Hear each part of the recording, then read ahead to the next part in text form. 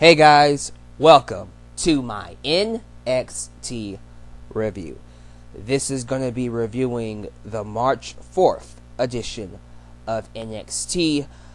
Those of you who don't know how my NXT reviews work, they are a lot more chill. They are a lot more laid back. I'm not as critical on the show. I don't critique a lot.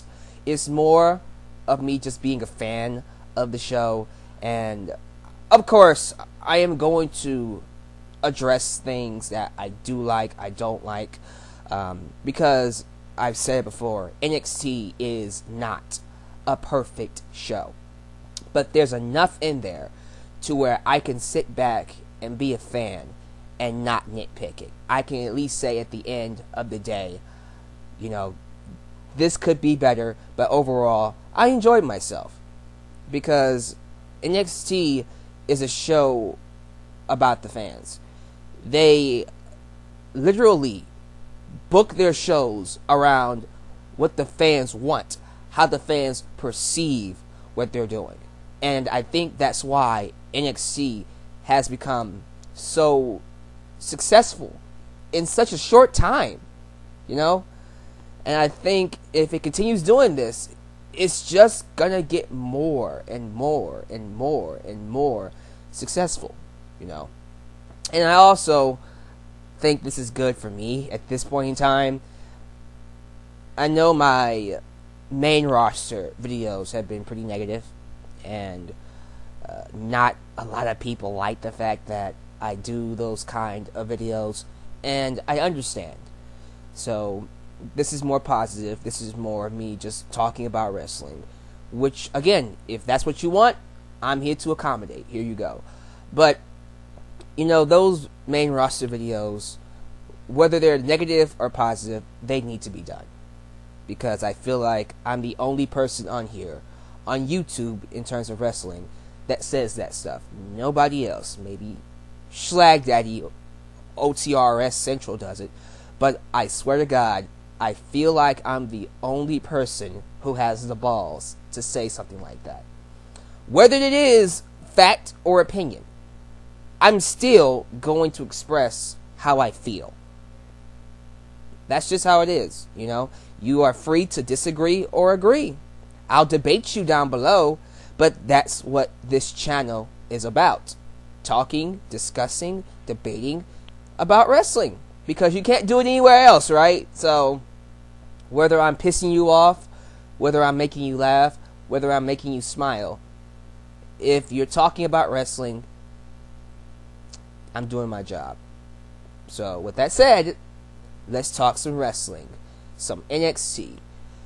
We kick off this edition of NXT with a recap from last week. Apparently, there is now a storyline going on with Alex Riley and Kevin Owens, which actually I think is pretty cool. I like the fact that, you know, Alex Riley is becoming a wrestler again. Not saying I did not like him as a commentator, because I did. I think you need that wrestling perspective. You need that guy who has done it to give you the ins and outs of, alright, this is what he or she's thinking during this time, and I know she's thinking this because I've been through it, you know. But I think Corey Graves does a better job at that right now. So, honestly, Alex Riley is kind of not really fulfilling a role right now. Why not have him wrestle again? He's healthy. He can do it. Couldn't hurt, right? And I think the perfect feud is against Kevin Owens. I think he's a great foil for Riley to be that babyface type character. Now, as time goes by, I hope they plan to turn him heel. I think Riley is a better heel than face, from my personal perspective. But I think on NXT, I think he'll work well. I'm just saying, if the plan is to get him back to the main roster, it needs to be as a heel. On NXT, do whatever you want with them. I trust NXT to book these guys in great ways. Face, heel, tweeners, whatever. I'm just saying, as time goes by, if the plan is to get him back to where he was, it needs to be as a heel. Because that face run did not work for him. He's not a face worker, in my personal opinion, unless he has someone like a Kevin Owens who can be that heel persona to have him get that baby face momentum. You know what I'm saying? But that's what the show opened up with, a recap. We go into our first match, Adam Rose versus Tyler Breeze. Adam Rose just comes out to such an ovation on NXT that you had to sit back and wonder, what did they do wrong with him on the main roster? Well, you know what they did wrong with him. They treated him like a joke. He's a joke on the main roster, man. They don't take him seriously. They just book him in stupid, crappy infomercials. They treat him like a Santino Marella character. And here on NXT, he's just a wrestler that likes to have fun. You know, he has a playful edge to him, but he's very serious. And that's why he works on NXT. That's why the crowd gravitates towards him. He's not like a clown like he is on the freaking main roster, which is why I think he's not really working on the main roster. And that sucks. It's good to have him back on NXT. I hope he just stays. Just take him away from the main roster. Well, he's in that stable with Cesaro and Tyson Kidd called the Brass Ring Club, which is fine, but I don't know, man. It just feels so much better to have him here on NXT where he is appreciated. You know what I'm saying? I also love the constant evolution of Tyler Breeze. This guy is always doing something new. So every time he comes on the screen, you want to watch him just to see, all right, what is he going to do this week? And that's something you need. You don't have to have great storylines and feuds constantly all the time to stay relevant. No, you have to make yourself relevant. Every time you're on TV, give us something new. Do something new. When you stop being important is when you stop doing things new. Tyler Breeze, storyline, feud, whatever, he's always doing something new. Whether it's something simple as a selfie stick, or maybe he changes his gear, you know, maybe he gets a different cell phone altogether, maybe the lighting is different. Something has to change every single time you're on TV, and Tyler Breeze is always giving us something. This match, by the way, it was a fun match. It was like, what, 6 minutes? It wasn't even all that long, but I like seeing Rose play mind games with Tyler Breeze, and Breeze sold it very well. It helped the match. At one point, they both got their groins hurt, and they were just like swiping at each other while holding their groin, like, oh, my baby makers, oh, you know. It was pretty cool. But Breeze eventually wins with the beauty shot out of nowhere, and he uses his selfie stick to push away the rosebuds. Don't touch me! Don't touch me! No touchy. It's really cool. Yeah, man. Apparently, he is in a feud with Hideo Itami. Cool with me. I mean, if this is leading to Hideo debut in the GTS, awesome. Great. CM Punk's not here anymore. Might as well let him have it. I don't see CM Punk coming back anytime soon. Just saying. We have a promo with Big Cass and Enzo Amore Salt talking about Blake and Murphy. I did that because for the last few reviews of NXT, I called these guys Wesley and Blake, or Buddy and Murphy. I'm sorry. I am going to do a better job of not screwing that up. If I do, I apologize ahead of time. But this is why it's important to have tag team names. Okay? I think it was Eon and John, I think. Yeah, it was Twitwow who actually called them Team Thick. I don't know why they called them that. I don't know where they got that from. I'm not a fan of that name exactly. But, you know, something like that would do, I guess. I don't know what I would call them, honestly. But what they called them, Enzo and Big Cass, was hilarious. They called them Sweet Boy Frosted Flakes and that Australian kid. These guys are alright on the microphone, man. They're just two awesome personalities. And I just love seeing Big Cass and Enzo. It's really, really awesome. As for Carmella, something tells me she might be turning heel soon, and she might be joining up with Sweet Boy Frosted Flakes and the Australian Kid. Just saying, her reactions aren't very positive like the other two. The fans don't quite like her because I guess she's coming across as a little bros before hoes kind of girl. You know what I'm saying? She's kind of in the middle of these two's bromance. I don't know. But whatever the case is, the fans don't like her. Moving on to the Tag Team Championship match. Well, it wasn't a Tag Team Championship match. It just was a match involving the Tag Team Champions. Excuse me. It was Blake and Murphy. See? I'm getting better. Versus Angelo Dawkins and Sawyer Fulton. Shoot Nation. Again, if you don't know who Shoot Nation is, that's an upcoming tag team. And, well, it's actually an upcoming stable. It's a stable that I think is going to work awesomely down in NXT. And it contains a group of shoot wrestlers.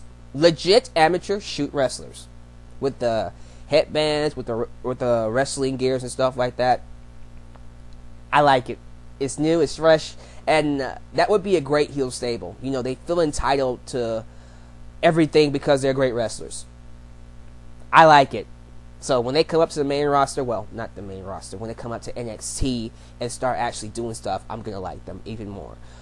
This match itself, it was alright, it was decent. I feel like Blake and Murphy are missing something. I think they're good wrestlers, without question. They are good wrestlers, but they feel bland. Like, I don't know what their personalities are. I don't really have a sense of, okay, you guys stand out from the crowd. You really don't. The only reason you do is because you're tag team champions. If you wasn't tag team champions, I personally wouldn't notice you amongst the roster. Really, I wouldn't. So that needs to change. I don't know what they need, but they need something. A change in character, something. A personality, a tag team name, like I said. I like Wesley Blake's. Yes, him. I like his frog splash. That was pretty cool how he did it from literally halfway across the ring. That was nice.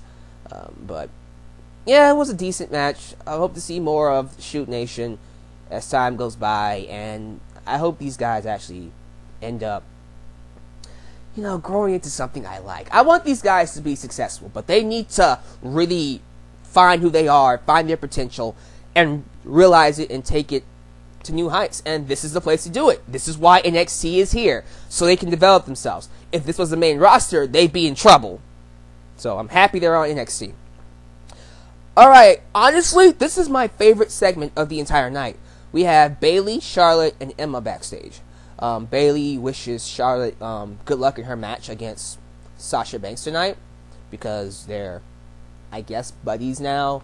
And then Emma comes in, and they're best friends, and because they're both bubbly personalities, Bayley's all like, hey, let's go play with Bubbles and hang out and stuff like that. And Emma's like, nah, I'm not feeling it, I'm not into it anymore.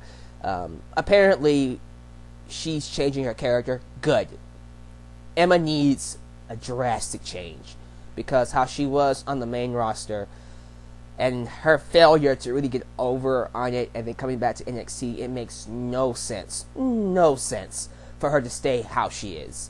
So I am very interested in seeing what Emma does as this new, hopefully more vicious Molly Holly type of character. I'm gonna assume that's what she's gonna do. We'll see what happens, but she's not gonna be the whole character anymore. But she tells Bayley just that. She says, you talk about this match with Charlotte and Sasha Banks like it's a good thing. I mean, that's a match you should be in, Bayley. She reminds her that she was that close to actually getting that match, but she didn't. And she then reminded her that how Bayley is acting right now is how she acted on the main roster. And her failure has brought her back down to NXT. So, it's something to think about. You know what, man? This small stuff right here, this was what? 2 minutes of a promo? This 2-minute promo set up a storyline to come for the next few months. 2 minutes. And I'm just like, okay, what's Emma gonna do? What's gonna happen with Bayley? It's not hard to do wrestling, guys. It's really not hard. You have a character in Bayley who's a nice girl. And she goes through these matches and has multiple opportunities. Got that close to being champion against Charlotte and has just fallen every single time. So now she's at a crossroads of, alright, do I stay the way that I am or do I change? Very similar to Sami Zayn. Now, what I would like to see is that Bayley becomes more of a shark, you know. Maybe that requires her to change her character a little bit. I love her as this nice, huggable, loving, just sweetheart of a character, but I do want her to be successful too. So I'm not saying she should stop hugging people, but I do want to see her become a shark. I do want her to really take charge, man. And you know what? I'm saying this. Maybe there is a plan to do something different with her. It's NXT. I'm going to sit back and just watch. Because I feel like what they're doing with her is going to eventually lead to her getting another shot at the Women's Championship. So I am going to enjoy this evolution of Bayley's character and her rise back to the top. Because I think, honestly, it's coming for her. I think Bayley is awesome. I think she is just one of the best female wrestlers they have right now. And the fans love her. I love her. She is just a great talent, man. But for her to get to the top, the nice girl act might have to take a back seat. Just saying. Alright, people have been asking me, am I okay with Rhino and Brian Kendrick being on NXT? As in, am I okay with them bringing old superstars to work with the younger talent? Yes, I am. Only on the basis that they're there to help them grow. Not saying they can't win championships, and I'll get to that in a second. What I am saying is they can't overshadow everybody. I don't want to see Rhino come back and start beating Finn Balor and Sami Zayn. No. Okay. No, there needs to be a sort of rank here. They are veterans here to help grow, to help, these talents realize who they are, and to just make NXT more notable, bring more notoriety to the show, which they are. I think Brian Kendrick and Rhino are doing just that. So I am fine with them being on the show. They're here to, like I said, just bring more flair to an already awesome show. And they need that. I think these younger talents need some people who have done it and who can train them. We have a match between Baron Corbin and a local jobber. He wins quickly. Corbin's stock has kind of lost a lot of steam because, stock has fallen. Excuse me. His stock has fallen. Corbin has lost a lot of steam. Excuse me. Since his feud with Bull Dempsey.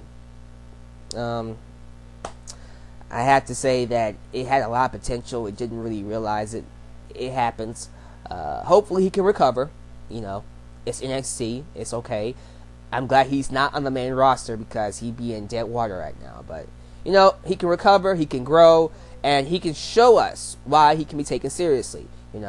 Don't get stagnant. Like I said with Tyler Breeze, when you're not doing anything, show us something new every single time. Don't get repetitive.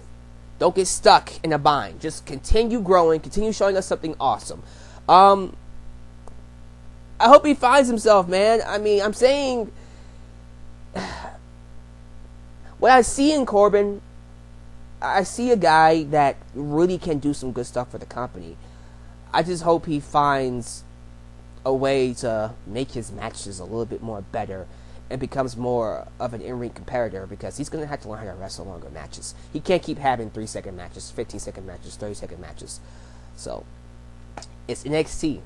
We'll see what happens. Kevin Owens comes out during this match to taunt Alex Riley. Because, hey, unless Alex Riley wants to lose his commentary job, he can't put his hands on him.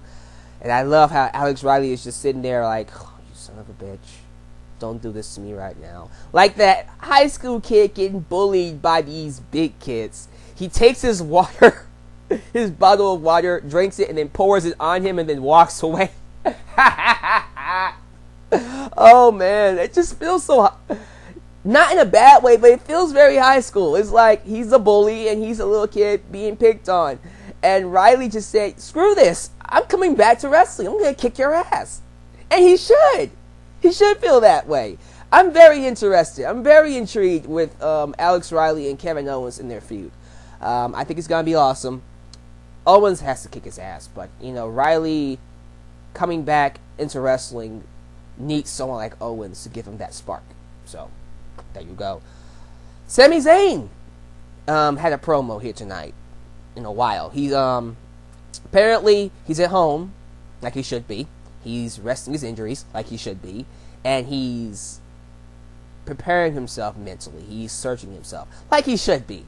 After a devastating loss like that at NXT rival, I would think someone like him, you know, after just getting that NXT championship and then losing it the very next special, I would be depressed too. I would go home and say, man, am I good enough for this? You know, can I really do this? That's what makes Sami Zayn, to me, one of the best baby faces in WWE. Not NXT, in WWE, period. He's human. He shows human qualities. And he does it in such a way, facially, inside the ring, where you have to love the guy, man. You can't hate Sami Zayn. You can't. So he's at home, preparing mentally. He hasn't even watched his match yet, but when he does, that's when he will find a way to beat Kevin Owens and will find the strength to come back and bite him. So don't expect him to come back until most likely after WrestleMania, which is what it should be. I think that's a great time for him to come back. And I think March 25th, the week of WrestleMania, is when we'll do Finn Balor versus Kevin Owens. Cool. Yeah, it is. So there you go, man. I mean, this is what you have to do to make babyface characters more likable, make them a lot more, you know, susceptible to sympathy, and make fans want to see them more. It's what needs to be done. We have a Solomon Crowe debut match between him and Bull Dempsey. You know, Sami Callihan, I've seen some matches of him. He's a cool guy. He can wrestle. He is a great personality. He worked with Dean Ambrose, John Moxley in the Indies. So, I know he's a great talent. I didn't see it in this match. And I'm not saying he doesn't have it. I just think this match was not what he needed. He needed to work with someone his style. So, hopefully over time, give him someone like a Brian Kendrick or someone who can at least work his pace. Because Bull Dempsey, it didn't work for me. I didn't get a chance to see a lot of Crowe in this match. It was an okay match. It wasn't terrible. It just wasn't like, oh my God, Solomon Crowe is the boss because it was awesome. You know, he was awesome in this match. I will say this though. Would you guys be against Rhino and Bull Dempsey being a tag team? I think that would be an awesome tag team. That's the student teacher kind of tag team you can have. That would be really awesome. And they can win NXT championships. They can go to the main roster as that, and then maybe spin up into a feud. Or would you rather have Rhino versus Baron Corbin? Tell me down below. Other than that, main event: Charlotte versus Sasha Banks for the women's championship. It just feels good. It feels good seeing female wrestlers closing the show. It's that time, man. In 2015, this should be happening. But of course, it's not going to happen in the main roster because, it's stupid. But the main roster should take notes, man. This is what they can have. They can have this on the main roster, but their prejudice against their females needs to stop. It needs to stop. But in terms of this match, really good, man. I can watch these two wrestle all day because every match they do is different. I've said this before, I think. They have so much innovation in their fights that every match feels different, and it's like adding on more chapters to a book, you know. Same story, but there's just more going on with it. And I just love seeing them wrestle. So, although they've wrestled, I mean, how many times have they wrestled each other? My God.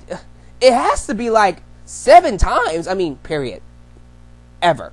Like 7 times, but every single match they do feels different. So, credit to them, man. Sasha Banks, awesome. I love her. She is a great heel champion. Charlotte, love her. She's a great wrestler. Someone I think, I said this about Paige, so when I say it about Charlotte, I hope it comes true. Someone I think that can take the Divas division to a new level. And I mean that. Seriously. Because she is the quintessential female wrestler. This is wrestling, man. These two were just, oh my God, great back and forth action. Head scissor, cross faces, goddamn moonsaults, counters, reversals, figure 4 leg locks across the pose, and then the crowd was chanting, "This is wrestling." And then when Charlotte speared Sasha, they then chanted, "Better than Reigns." That was awesome. Oh God. Yep, there it is. Here come the Reigns marks. Oh, no, stop. Don't mock Roman Reigns. That's what they're going to do, so whatever. Sasha uses the ropes to pin Charlotte. It was dirty, but she won. By hook or by crook, Sasha beat Charlotte.